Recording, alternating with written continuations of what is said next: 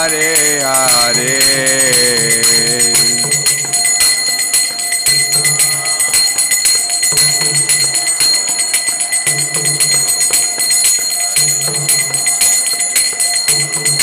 Haribol. Hare Krishna, Krishna Krishna, Hare Hare, Hare Rama, Rama Rama, Hare Hare.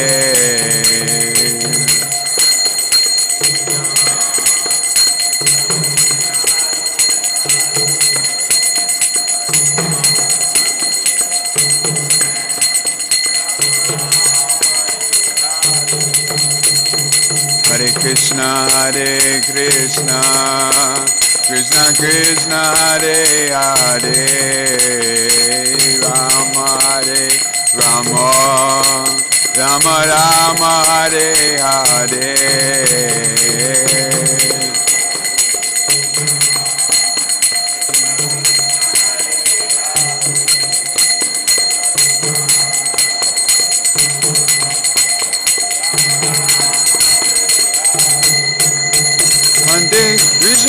Hare Krishna, Krishna Krishna, Hare Hare, Hare Rama,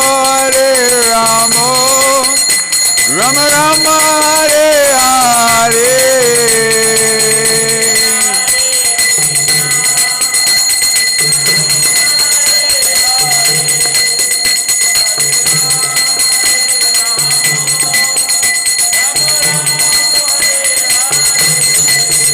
Hare Krishna, Krishna Krishna, Hare Hare, Hare Rama, Rama Rama, Hare Hare.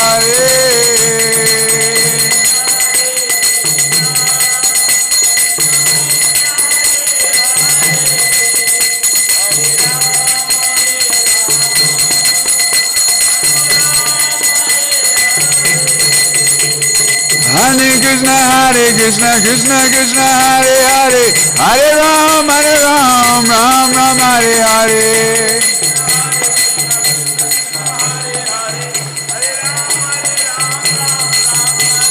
Hare Krishna, Krishna Krishna, Hare Hare, Hare Ram, Ram Ram, Hare Hare.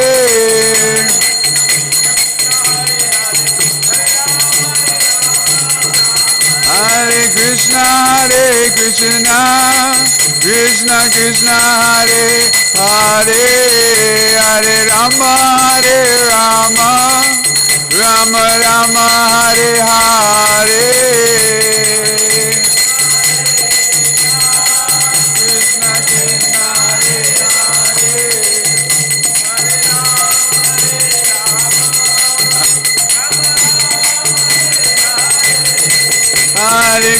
Hare Krishna, Krishna Krishna, Hare Hare, Hare Rama, Rama Rama, Hare Hare.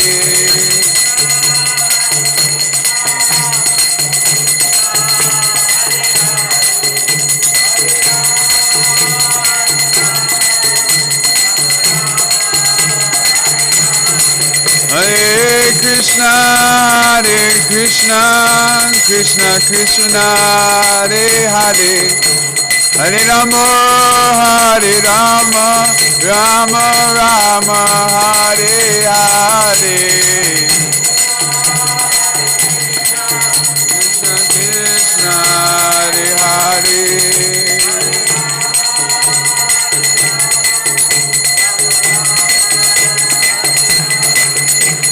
Hare Krishna, Krishna Krishna, Hare Hare, Hare Ram, Ram Ram, Hare Hare.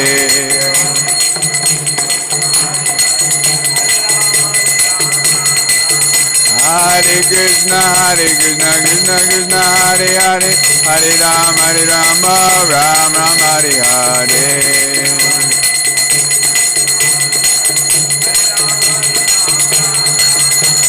Hare Krishna, Krishna Krishna, Hare Hare, Hare Ram, Ram Ram, Hare Hare.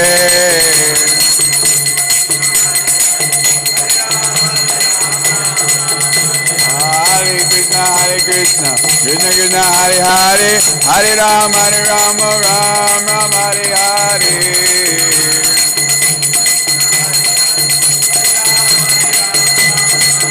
Hare Krishna, Krishna Krishna, Hare Hare, Hare Rama, Rama Rama, Hare Hare.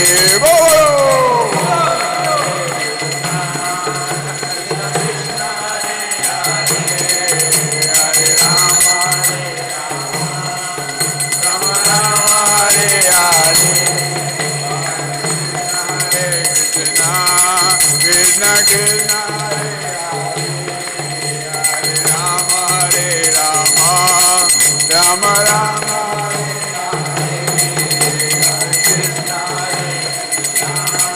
Krishna Krishna, Hare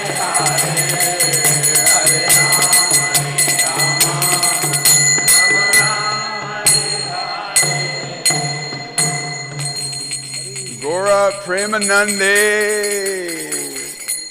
Jai. Jai Om Vishnupad Paramahamsa Parirajikacharya Astottara Satta Sri Srimad His Divine Grace A.C. Bhaktivedanta Swami Srila Prabhupada Ki Jai. Jai Om Vishnupad Paramahamsa Parirajikacharya Astottara Satta Sri Srimad His Divine Grace Srila Bhakti Siddhanta Saraswati Goswami Maharaj Prabhupada Ki Jai. Iskcon founder Acharya Srila Prabhupada Ki Jai. Ananta Koti Vaishnava Vrinda Ki Jai. Naam Chaya Shri Haridas Thakur Ki Jai. Prem se kaho Shri Krishna Chaitanya Prabhu Nityananda Shri Advaita Giradhar Shivasari Gaura Bhakta Vrinda Ki Jai. Shri Shri Radha Krishna Gopa Gopinath Shama Kunda Radha Kunda Giri Govardhan Ki Jai. Shri Vrindavan Dham Ki Jai. Shri Mayapur Dham Ki Jai. Ganga Mai Ki Jai. Jamuna Mai Ki Jai. Bhakti Devi Ki Jai. Tulsi Maharani Vrinda Devi Ki Jai. Shri Harinam Sankirtana Ki Jai. Samaveda Gaura Bhakta Vrinda Ki. Nita Gaura Premanande. All glories to the assembled devotees. All glories to the assembled devotees. Hare Krishna. All glories to the assembled devotees. Hare Krishna. All glories to Sri Guru and Sri Gauranga.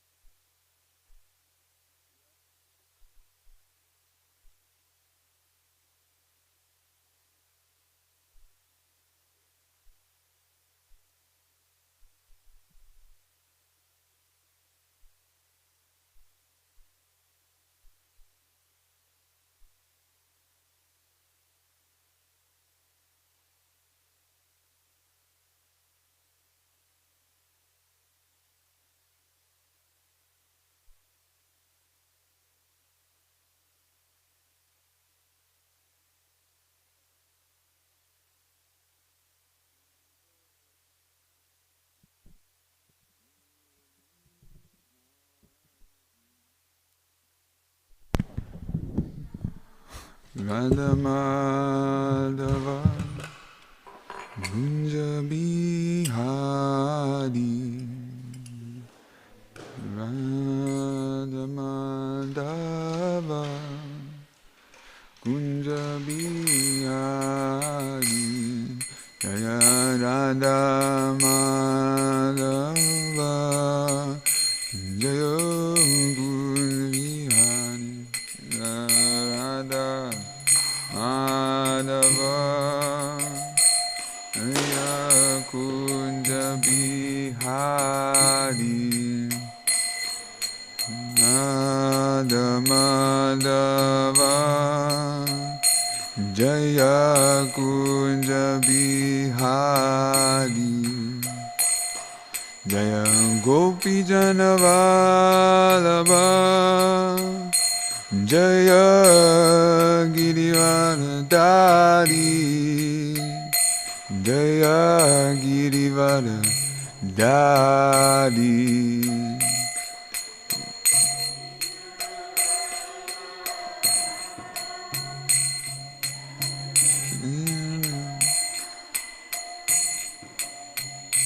Jaya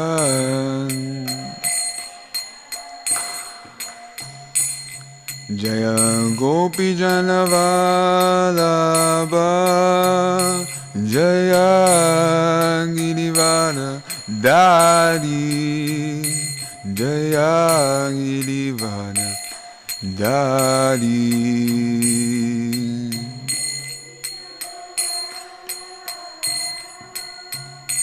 Jaya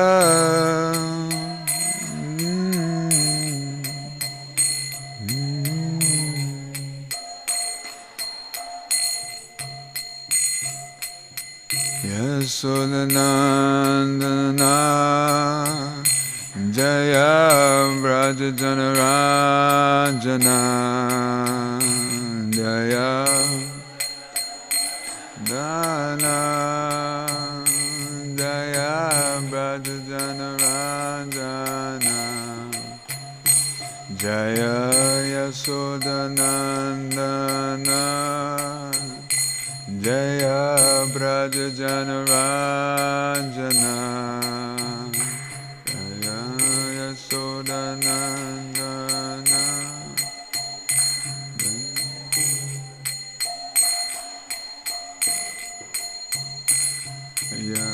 Yamuna Tira Vanachari Jaya Kunja Bihari Jaya Kunja Bihari Jaya Jaya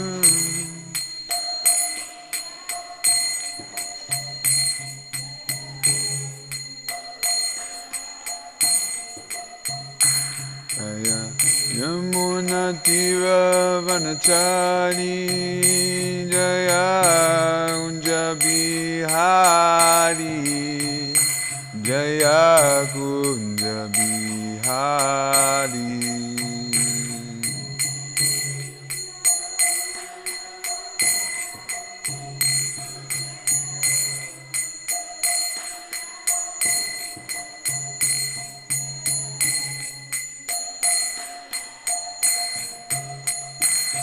Jaya Radha Madhava Jaya Kunja Bihari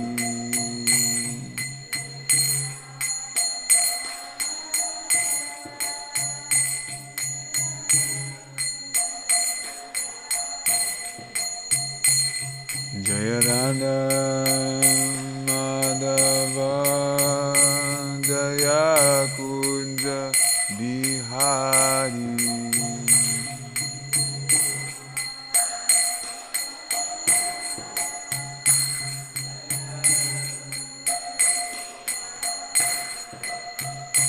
Jaya Gopi Janavalabha Jaya Girivardhari Jaya Girivardhari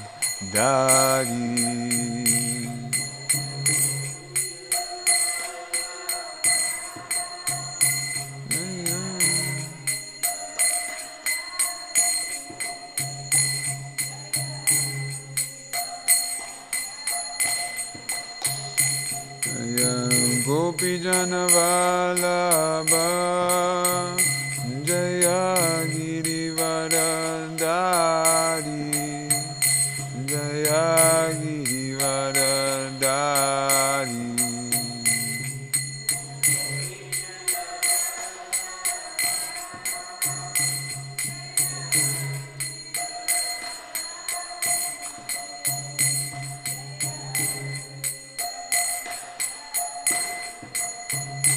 Jaya Yashodanandana Jaya Brajajanarajana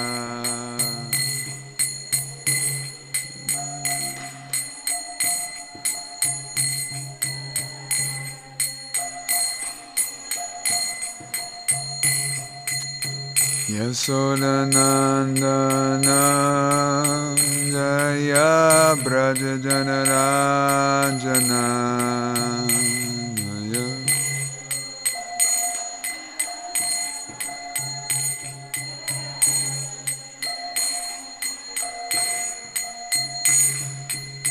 Yamuna Tira Vanachari Jaya Kunja Bihari Jaya Kunja Bihari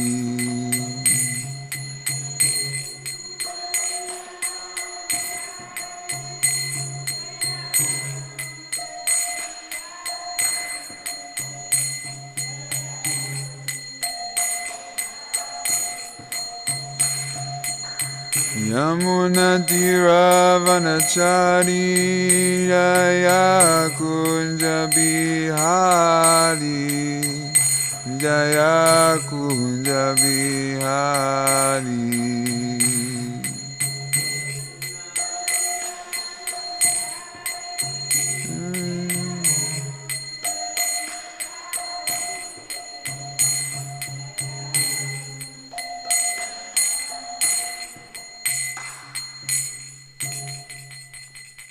Shri Radha Madhava ki, Shri Vrindavan Dham ki,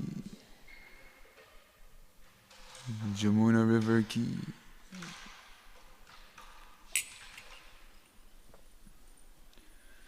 Om Namo Bhagavate Vasudevaya.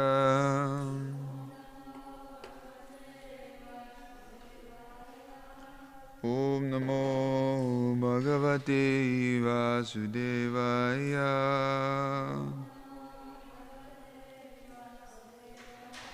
Om Namo Bhagavate Vasudevaya.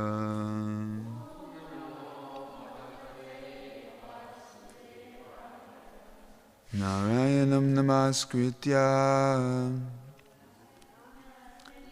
Naram Chaiva Narottamam Devim Saraswatim Vyasam Tato Jayamudiraye Nasta Prayeshu Bhadreshu Nityam Bhagavata Sevaya Bhagavati Uttama Shloke Bhaktir Bhavati Naishtaki.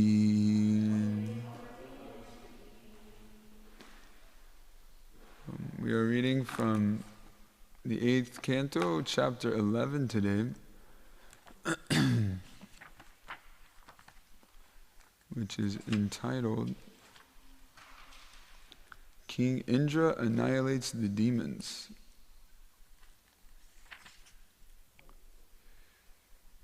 So,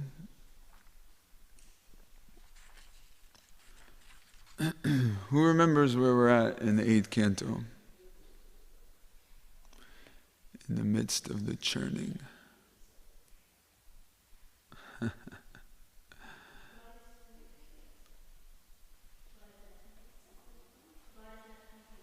Goddess Lakshmi came. Yeah, she came and she picked her husband. Some may be renounced, but they're not devotees of the Lord. Some may be powerful, but they still have to die. So only the Supreme Personality of Godhead checks all of the boxes. And someone as elevated as Lakshmi Devi will not settle for anything less.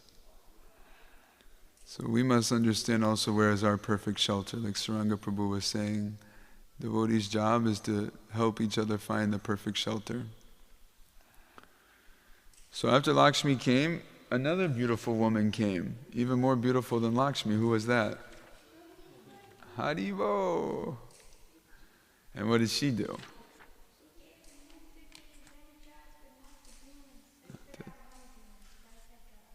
Okay. She gave the nectar to all of the demigods and a half. The head of Rahu snuck some in there. And we just had our eclipse, which is the proof of the Bhagavatam. Rahu is still attacking the sun and the moon due to this nectar. So the demigods, they got their nectar. And the demons did not. They were too bamboozled. So now, the churning is over, and here we are, the demons and the demigods, fighting over what just took place. But one side is obviously more powerful than the other now with their nectar-charged enthusiasm. And here we are in chapter 11, where Indra is going to destroy them. Once and for all, we'll just have to see. So we can go to the chapter summary here. It's very short. It's one paragraph. I think somebody would like to read.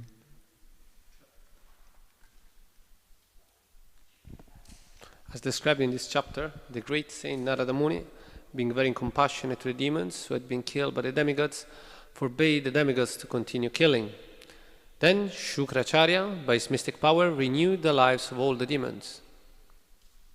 Having been graced by the Supreme Personality of Godhead, the demigods began fighting the demons again with renewed energy.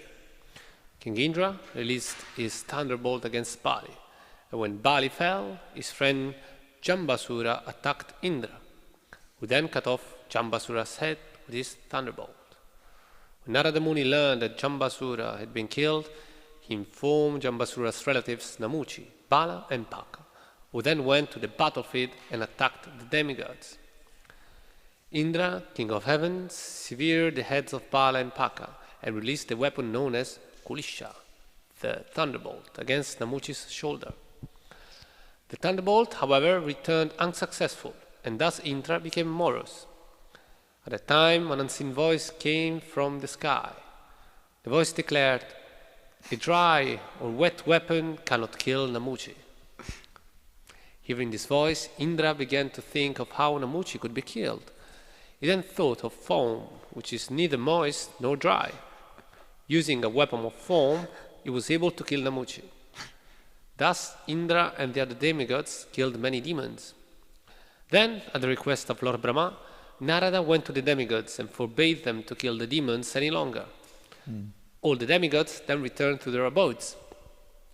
Following the instruction of Narada, whatever demons remained alive on the battlefield took Bali Maharaj to Asta mountain. There, by the touch of Shukracharya's hand, Bali Maharaj regained his senses and consciousness, and those demons whose heads and bodies had not been completely lost were brought back to life by the mystic power of Shukracharya. Jai. King Indra ki jai. You know, he gets a bad rap at most of the Bhagavatam, but here he is actually valiantly fighting and destroying people.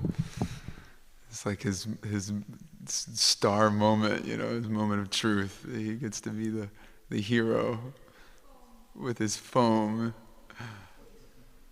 Like sea foam, you know, the white frothy stuff. I don't know how maybe it's like a bubble gun.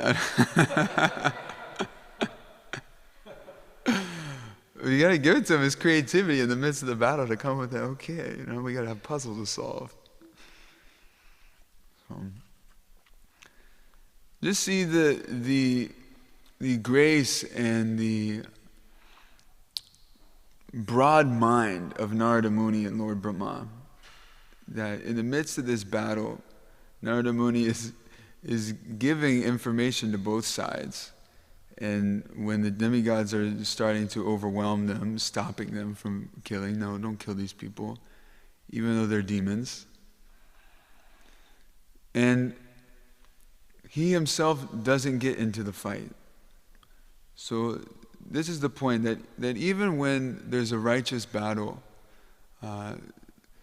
different people's natures, different people's roles will come into play in different spaces, even for Vaishnavas.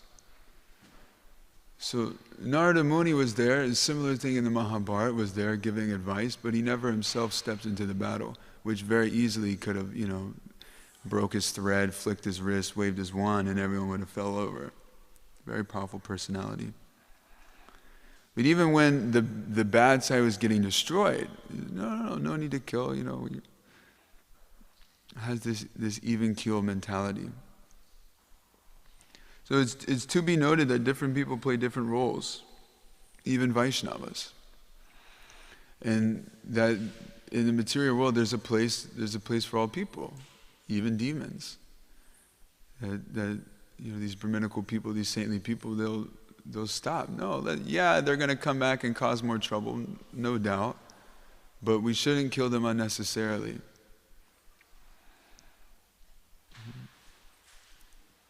It's something to think about in our own lives. That it's not that we'll be free from demoniac forces, or that they'll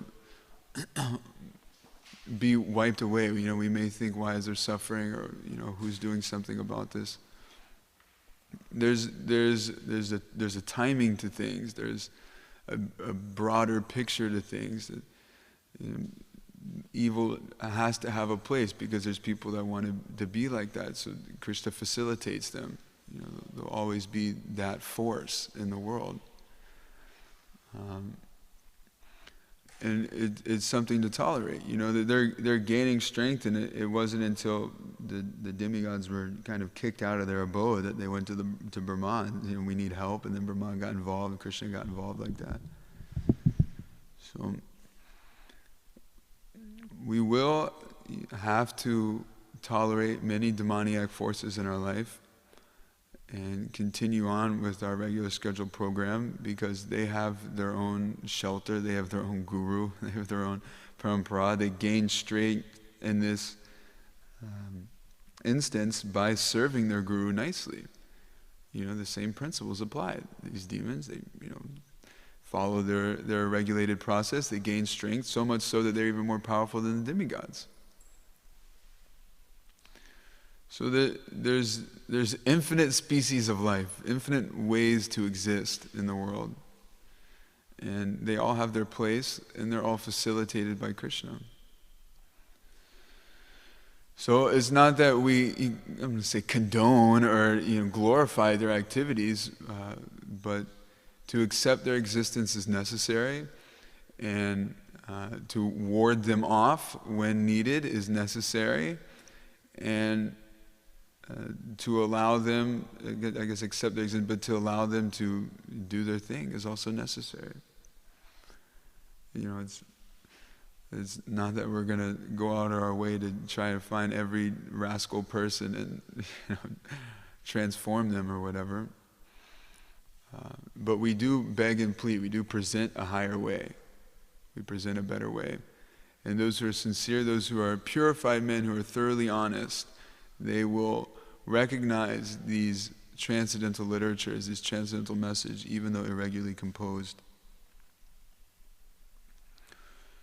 So these saintly persons, they have this vision that all are to be protected, and at the same time they allowed them to be stuffed up by the demigods. They allowed the demigods to regain control, and then when things were in balance, they kind of stopped it there.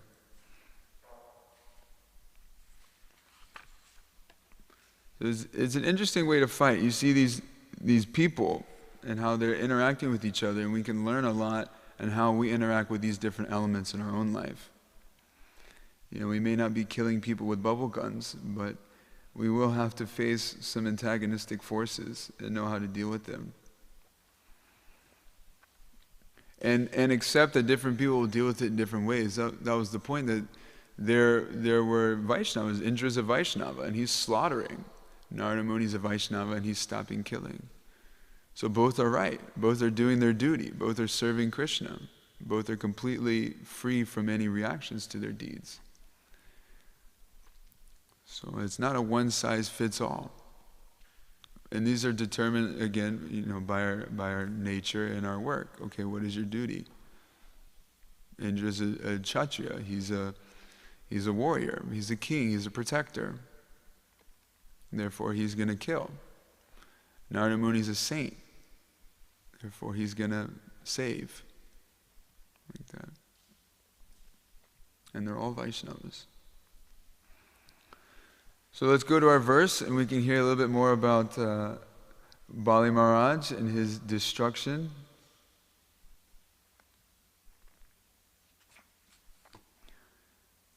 Taridam kalarashanam Jagat Pashanti Surayaha Narishanti Nasuchanti Tatta Yuyama Panditaha Taridam Kalarashanam Jagat Pashanti Surayaha Narishanti Nasuchanti Tatta Yuyama Panditaha Taridam Kalarashanam Jagat Pashanti Surayaha Narishanti Nasuchanti Tatta Yuyama Panditaha. Devotees?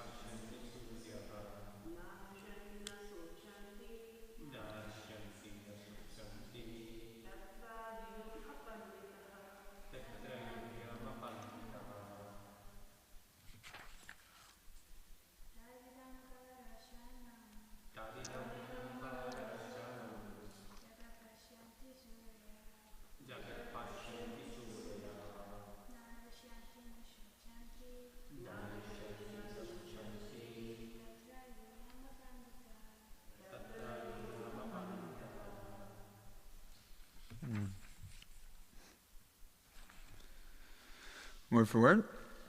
Tat, therefore, idam, this whole material world, kararashanam, is moving because of time eternal. Jagat, moving forward, this whole universe. Pashanti, observe. Surayaha, those who are intelligent by admission of the truth. That's cool. Na, not. Hrishanti, become jubilant. Na, nor. Sochanti, lament. Tatra, in such. Yuyam, all of you demigods. Who you calling demigods? Pandita, not very learned, having forgotten that you are working under eternal time. Translation. Seeing the movements of time, those who are cognizant of the real truth neither rejoice nor lament for different circumstances. Therefore, because you are jubilant due to your victory, you should be considered not very learned. Please repeat. Seeing the movements of time, those who are cognizant of the real truth neither rejoice nor lament for different circumstances.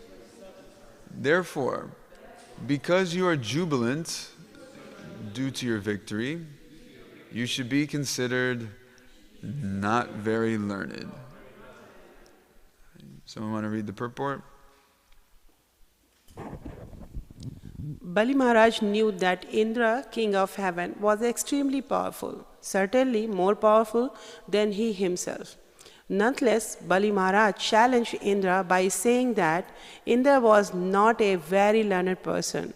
In Bhagavad Gita 2.11, Krishna rebuked Arjuna by saying this, Asocyan anvasosas tvam prajana vadams cha bhasase gatasun agata sunscha nanu shuchanti panditaha. While speaking learned words, you are mourning for what is not worthy of grief. Those who are wise lament neither for the living nor for the dead. Thus, as Krishna challenged Arjuna by saying that he was not Pandita or a learned person, Bali Maharaj also challenged King Indra and his associates. In this material world, everything happens under the influence of time. Consequently, for a learned person who sees how things are taking place, there is no question of being sorry or happy because of the waves of material nature. After all, since we are being carried away by these waves, what is the meaning of being jubilant or morose? One who is fully conversant with the laws of nature is never jubilant or morose because of nature's activities. In Bhagavad Gita 2.14, Krishna advises that one be tolerant. Tam stitikshva bharata. Following this advice of Krishna's, one should not be morose or unhappy because of circumstantial changes. This is the symptom of a devotee. A devotee carries out his duty in Krishna consciousness and is never unhappy in awkward circumstances. He has full faith that in such circumstances, Krishna protects his devotee. Therefore, a devotee never deviates from his prescribed duty of devotional service. The material qualities of jubilation and moroseness are present even in the demigods, who are very highly situated in the upper planetary system. Therefore, when one is undisturbed by the so-called favorable and unfavorable circumstances of this material world, he should be understood to be Brahma Bhuta or self-realized. As stated in Bhagavad Gita 18.54, Brahma Bhuta prasanna atma na sochiti na kanchati. One who is transcendently situated at once realizes the Supreme Brahman and become fully joyful. When one is undisturbed by material circumstances, he should be understood to be on the transcendental stage, above the reaction of the three modes of material nature. So much knowledge. Hare Krishna, Shri Baba Ki Jai. This is the Wile E. Coyote verse. You guys ever seen that cartoon, Wile E. Coyote? Or everything he does, he gets blown up or smashed or dropped or flipped or turned upside down, but he never stops. He knows what his goal is and he's going to get it by hook or by crook. So we're being called to be like Wile E. Coyote here, but for the right reason. You'll see the impeccable consciousness of the devotee is glorified mostly in distress. It's glorified exceptionally in distress.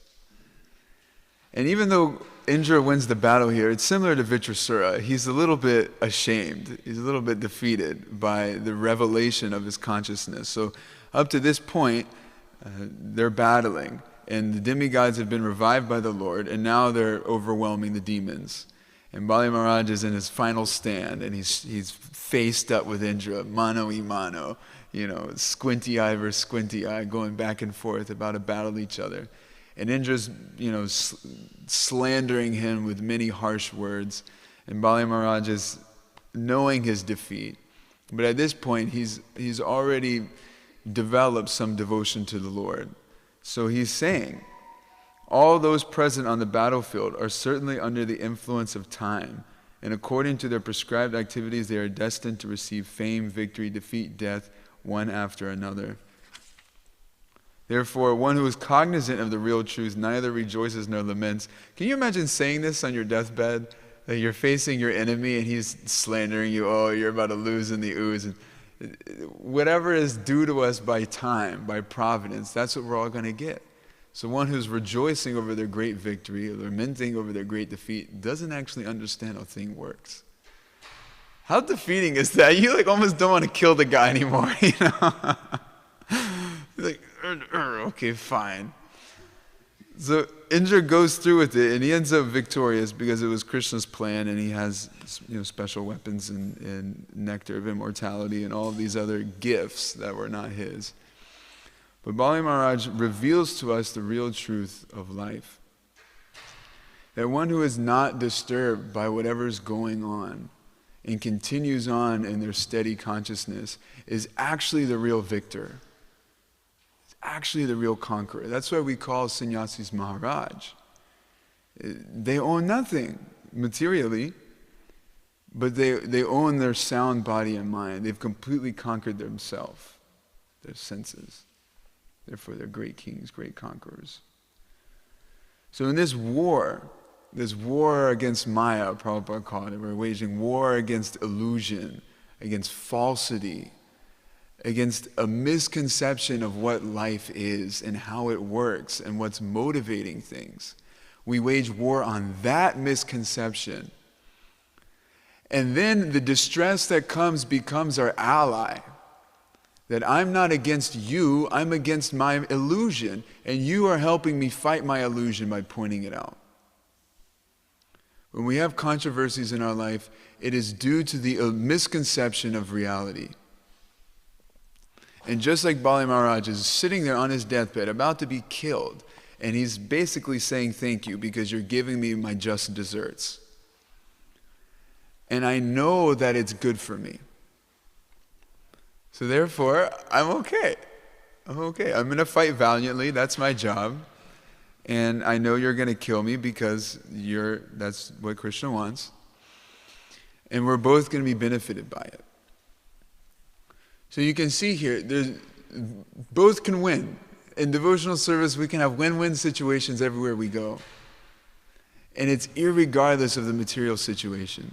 Jai Shri Shri Radha Nilamadhava Ki Jai.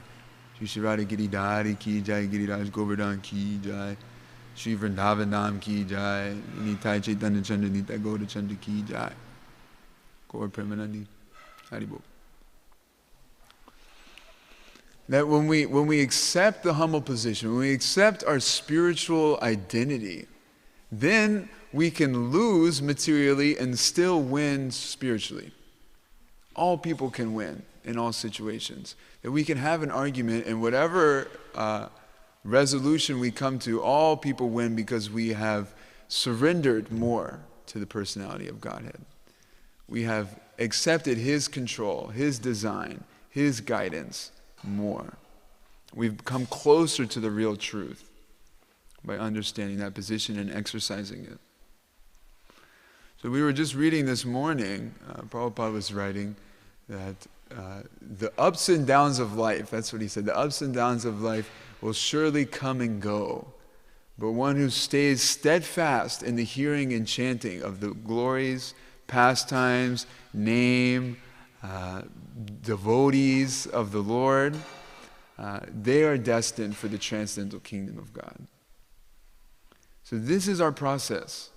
We are the Hare Krishna movement. This is the movement that focuses on Krishna, on Hare and Krishna, Radha and Krishna. That always our solution is, take shelter of the Lord. Of course, we still do our duty. Like Bali Maharaj, he fought valiantly. He did his best. But inside, he was saying, I am surrendering to you, I'm surrendering to you. Whatever happens, win or loss, victory or fail, making your enemies suffer or not, you're surrendering to the personality of Godhead. The results are up to him. That's what we surrender, not the activity. So we may think we're in a really uncomfortable situation. People are being very antagonistic. I just don't say anything.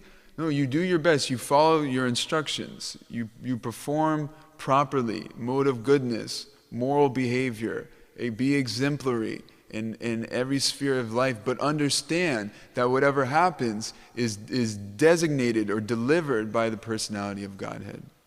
So we never budge by our principles. We never accept wrong in the stead of right. We don't accept the mistreatment of other people or just blatant ignorance. But we do accept whatever the personality of Godhead delivers. We do accept our minimal position in terms of controlling things. So that means that sometimes in our sanghas, things will go that aren't right. We have to understand that everyone is learning their lessons, that everyone is gradually becoming purified. And therefore, in this gradual process, the impurities will exist, will manifest for long periods of time. But it doesn't mean that we condone them or we glorify them. It means that we correct them as far as possible. But we understand that the correcting ultimately comes from the mercy of the Lord, from the deepening of our dependence on the Lord, from the filling up of our consciousness with the Lord's glories, personality, etc. So if we are coming at the situation from a material point of view, that I don't like this thing going on and I'm going to change it, then actually we're just inserting more Maya in the situation. We're inserting material energy. We're inserting material consciousness in the situation. If we insert Krishna consciousness into the situation, then it has a chance of being relieved. So oftentimes when devotees came to Prabhupada and brought problems forth, this temple president is nonsense and we should be doing this, he would have kirtan. He would have kirtan. 24-hour kirtan, let's do it. And by the end, oftentimes, at least many, if not all, problems were gone, or people were in a state of mind where they can actually solve it, rather than just say, you're wrong, I'm right, and go back and forth like that. So we must understand that all problems stem from our misidentity of self, from our lack of Krishna consciousness, from our lack of absorption in the beauty and the wonder of life in relationship with Krishna. That when Krishna is present, there can be no Maya, right? Where there is Godhead, there is no nescience. Godhead is light. Ignorance is darkness. Where there is light, there can be no darkness. This is an eternal fact. This is a fact on the grand scale, that in the spiritual world there's no ignorance because Krishna is there. He's there in everyone's heart and mind. He's there personally. And the same thing comes into play in our own lives. If a situation is clouding your judgment, if you feel confused, if you feel angry, if you feel dark, that energy of lowness, it means there's an absence of Krishna. Purely. And the only thing that can cure that is not other material arrangements, but is to insert Krishna into the situation. Insert Krishna into our mind. Insert Krishna into our daily habits, into our words, into our desires. Into the context of our dreams, the things that we want in our life, to insert Krishna into the middle of it. That yes, I still want this thing, but I want this thing for you. I want this thing with you. I want you to be present in that situation. That whenever we're daydreaming, whenever we're fantasizing, okay, this is how I want my life to turn out, do it in such a way that Krishna is there. Like picture yourself in perfect Krishna consciousness in that situation. What would that be like? Meditate on that bit. How would I do that if I was perfectly Krishna conscious? That's what we're striving for. So we were reading the Bhagavad Gita yesterday, and Prabhupada was saying that being in the material world is like being in an ocean. He called it the material ocean of suffering. We've heard this in various places in our scriptures. And so trying to take help from these, he called them so-called gurus, but we can understand it as like, these kind of psychological gurus, these, I'm going to say self-help people. I don't want to bash too much because, we could learn, communication skills and certain things are helpful, but to use this as our basis of solving our problems, these material arrangements, that, if I have my financial security, then I'll be okay, or if I have my, my 401k, or my, nonviolent communication, or all of these different things that are popping up, if I am relying on these things to solve my anxieties, to solve my problems, he called it swimming in the ocean of material suffering. You're trying to swim yourself to shore. And it is not possible. He says you're simply being tossed by the waves. Because as soon as you come to some solution in your mind, another situation is going to pop up again, and your natural qualities will exhibit themselves. This happens to us when we're chanting our japa, or when we're going about our day. There's a situation that popped up. I'm trying to think my way through it. Okay, I should have did this better. I'll say this next time. I understand this thing now. And then when it happens again, what happens? We get angry. It's because that's your consciousness. Your consciousness is material. Your consciousness is bodily. Your consciousness is defensive. Your consciousness is fearful. Your consciousness is full of anxieties and darkness. So, how do we change our consciousness that's full of darkness? We insert Krishna. Krishna. Therefore, when the situation comes again, we'll act from a space of Krishna consciousness, at least from a more elevated position, a more broad-minded position, a more deeper, satisfied, stable position. We won't have to know nonviolent communication so well because we'll be nonviolent. Therefore, our natural communication will reflect that state of mind. So this is a gradual process. It does take time. But there's no time like the present. There's no better time to start than now. Inserting Krishna into our lives. Inserting Krishna into our minds. When we do the processes of devotional service, to make sure we're doing them with our whole heart, doing them with our whole mind, giving ourselves, exposing ourselves, relaxing into it, allowing it to be our constant state of existence. We're chanting Hare Krishna so that we can be in Krishna's association forever. Think about that. I am in this process because I want to do this forever. I want to chant Hare Krishna forever. So we have to become comfortable with it. We have to find our own self in that process, in that space, in that purity. I have to accept Krishna as my friend, as someone I want to be around, as someone I'm comfortable revealing everything about myself to, my spiritual master, the devotees. It's a must, it's a necessity to become fully transparent in the association of devotees if I want to be with devotees forever. Because eventually it's going to come out, or I'm going to leave to bring it out. So when we're chanting, to take that into consideration, that this is my declaration of permanence. This is my declaration of identity, eternal identity. This is who I am. This is the life that I want to live.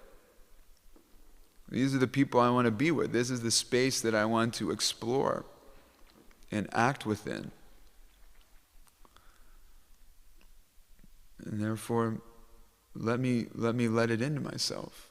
Let me become harmonious with that. And this is the panacea, Prabhupada says, the panacea of all our ills. Because as we become deeply Krishna conscious, it roots out all of those things. It's the one-stop shop that solves how we handle every situation. Because it changes me. It touches the deepest part of myself. So these mental arrangements, juggleries, they do only superficial layers, pacify superficial layers. Therefore, if the layers that are underneath those are still dysfunctional and agitated and unhappy, then the superficial layers will again become unsolved, unpacified, because everything goes from more subtle to more gross.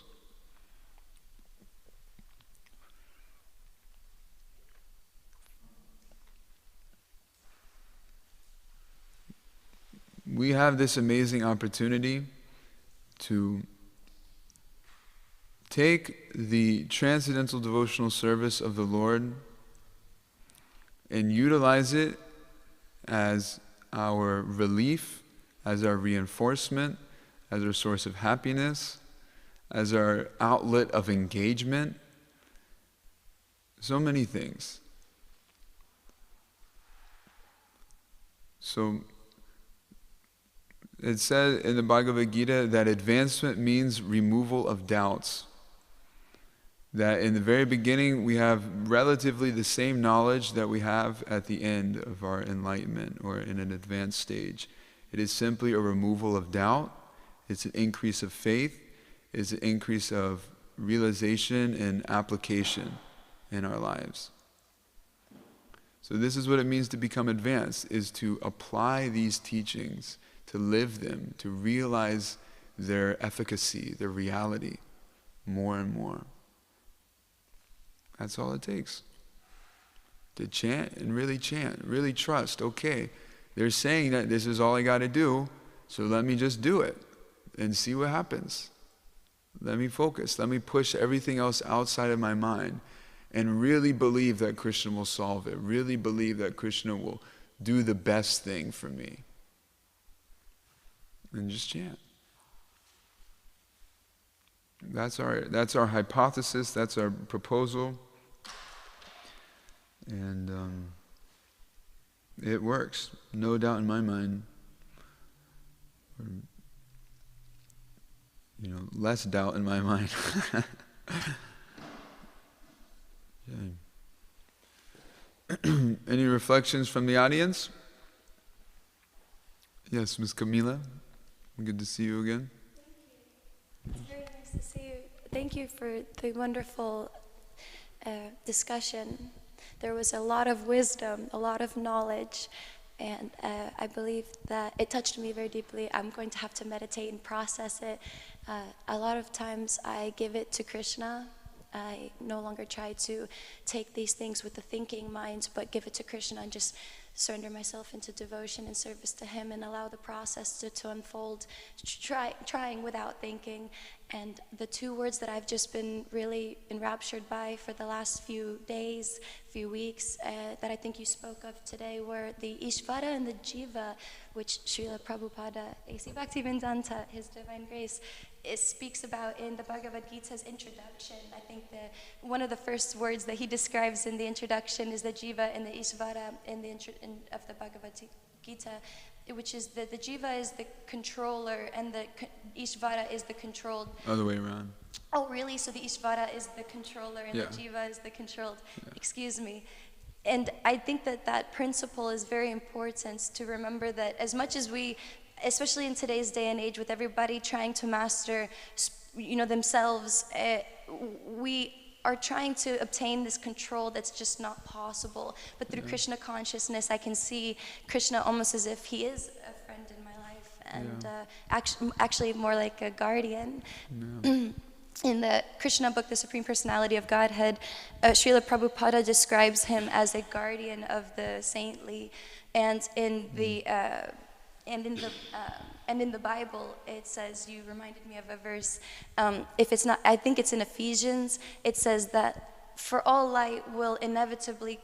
darkness will inevitably come into the light, and then that darkness will then itself become light.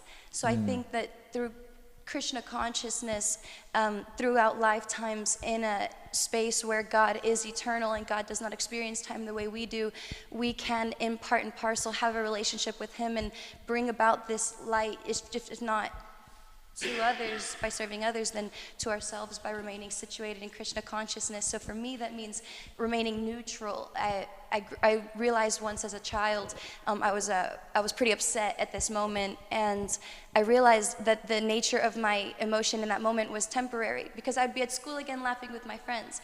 But in the same way that at school I would be laughing again, I would one day be crying again, or I would have the anxiety while I was laughing that as I get older, you as an adult, you laugh 80% less. And as a young child, I knew that. So I knew I would be anxious about it the next time I laughed. So what I realized in that moment, sitting in the car, watching the road go by, was that the temporary states of emotions are not who I am, but that the consciousness that was experiencing those extreme states of emotion was ubiquitous. It was constant. It was the same, and that it would be the same. So that to stay neutrally situated in that, as what I realized as myself, my own consciousness, I would come to realize would be the same as I got older. So in the same way that I was a child, realizing that I will be the same in whatever emotional state I'm in, that I'm actually also going to be the same consciousness from that age, about maybe 6 or 7 to 25, 27, that it's the same consciousness, even though I've grown, I've changed, that it will still be the same awareness. And only through Krishna consciousness. And only through Krishna consciousness would I realize that it was not a journey of self-realization, that it was a realization of God in my life. That constant meditation on God and the Maha Mantra helped me in a world that was pulling my mind in all directions. The focus, finally, to remember what my focus is on. It's very important to get to know ourselves at that level, the level of the consciousness, because as you're saying, that's going to be there in every state. It's something we can always fall back onto, and deliver a message. Deliver a particular flavor of existence, to deliver ourself, our spiritual awareness in any way, shape, or form.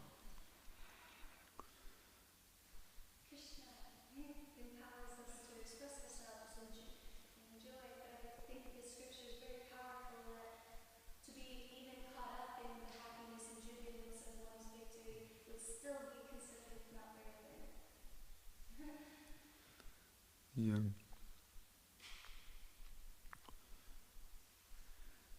The thing is to know that everything is working by Krishna's direction. So that's why we don't get excited or lamentable, because it's Krishna that's moving it. So we don't feel personally responsible. You did something good, it's like, yeah, this was amazing. And if you do something bad, you can say, yeah, this was hard, this was not good. Because you're detached from the doership of it. You understand that these different experiences have their place in teaching.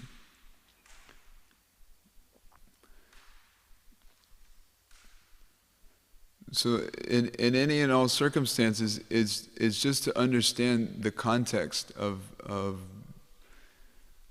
being in the realm that is controlled by Krishna.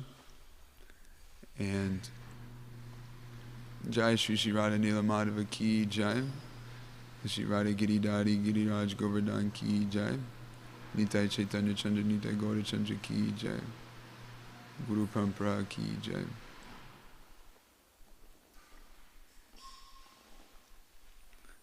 Yeah, to understand that in everything, it's Krishna that is to be glorified. It is Krishna that is directing. It is Krishna who will give instruction. It is Krishna who will give relief. And it is Krishna who is the object of the knowledge, or the result of what we learn from those lessons.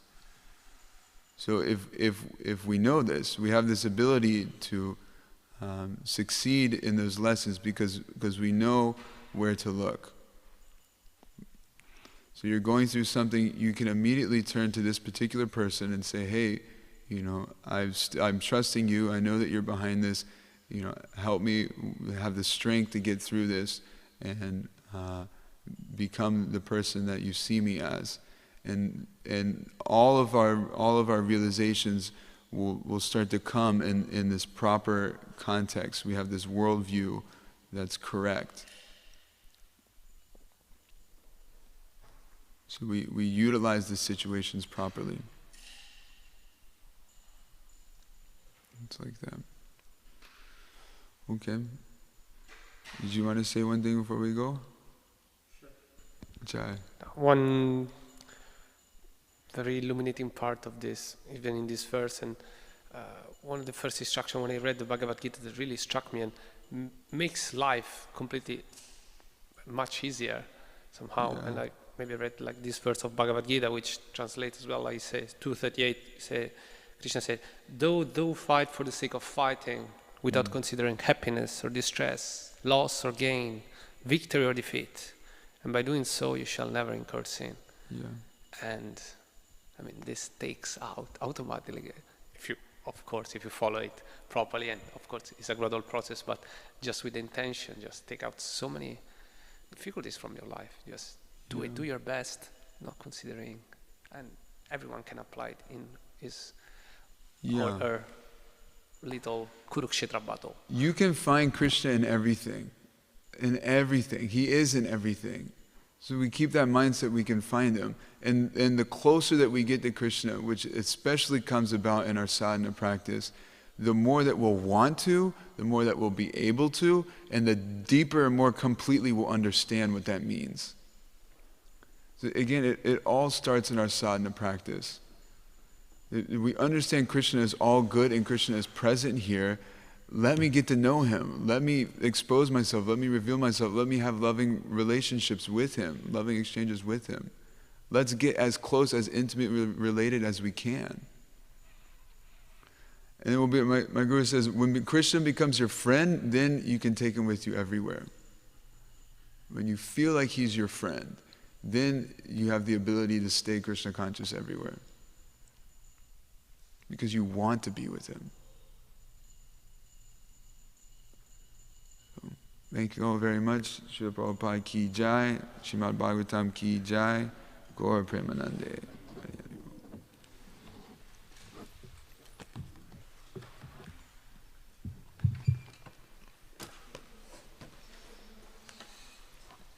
Krishna.